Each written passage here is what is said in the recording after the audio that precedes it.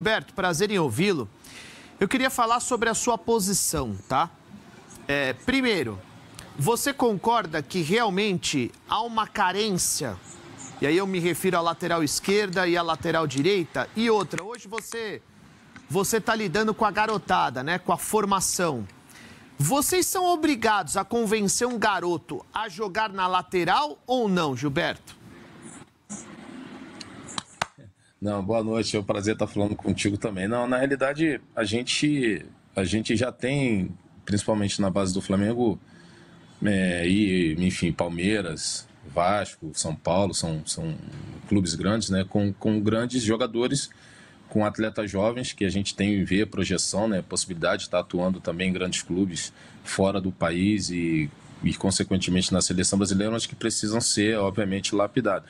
E é óbvio que hoje vocês acompanham futebol e sabem que a questão tática ela mudou muito.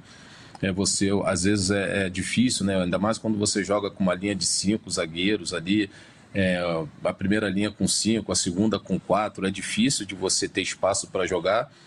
E isso dificulta, né, aquilo que a maioria dos laterais tinham, que era a força física, a parte técnica, conseguiam fazer as ultrapassagens e aí conseguia chegar na linha de fundo com espaço para achar algum atacante dentro da área com cruzamento. Hoje fica muito mais difícil, principalmente contra essas equipes que jogam com as linhas mais baixas, né? Mas é óbvio que a seleção brasileira também sempre abusou, né, de ter grandes jogadores nessas posições.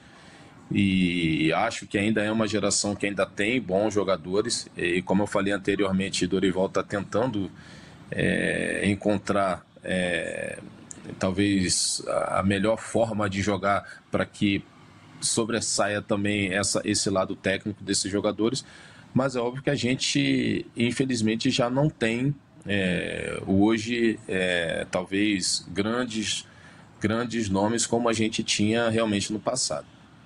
Então, mas o Bernardo quer fazer uma pergunta também. Acho que vale a pena insistir nessa pergunta do Ivan. A gente tem analisado já há algum tempo, Gilberto, a questão das laterais. Eu lembro que na Copa do Mundo, na última, você foi comentarista, né?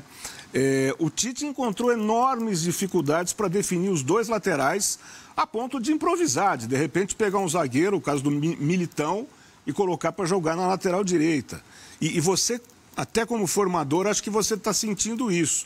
O que acontece para o garoto? É desinteressante hoje, com tudo isso que você explicou, o garoto se propor a ser um lateral direito ou um lateral esquerdo, sendo que no caso do lateral esquerdo, invariavelmente ele vai migrar para ser um jogador de meio campo.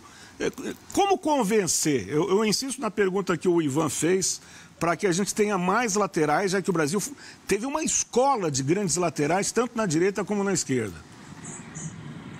Então, Cacá, a gente começa a olhar durante o dia a dia e perceber no atleta as características, né? Porque a lateral precisa de força, precisa de técnica, ele precisa ter um bom cruzamento.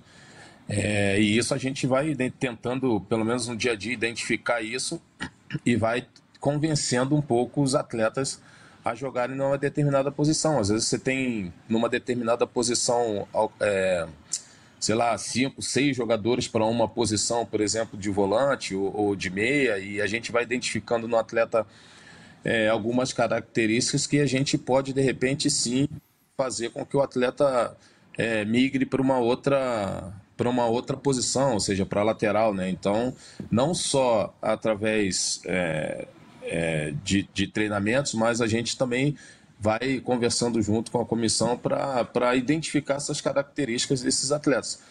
Às vezes, como você disse, às vezes eu tenho um lateral, às vezes tem 5, 6 jogadores numa determinada posição, por exemplo, lateral esquerdo, e a gente pode identificar que o jogador pode ser um jogador, um camisa 10 ou um camisa 8, e a gente tenta ali durante os treinamentos identificar isso e ir colocando esses atletas nessas posições.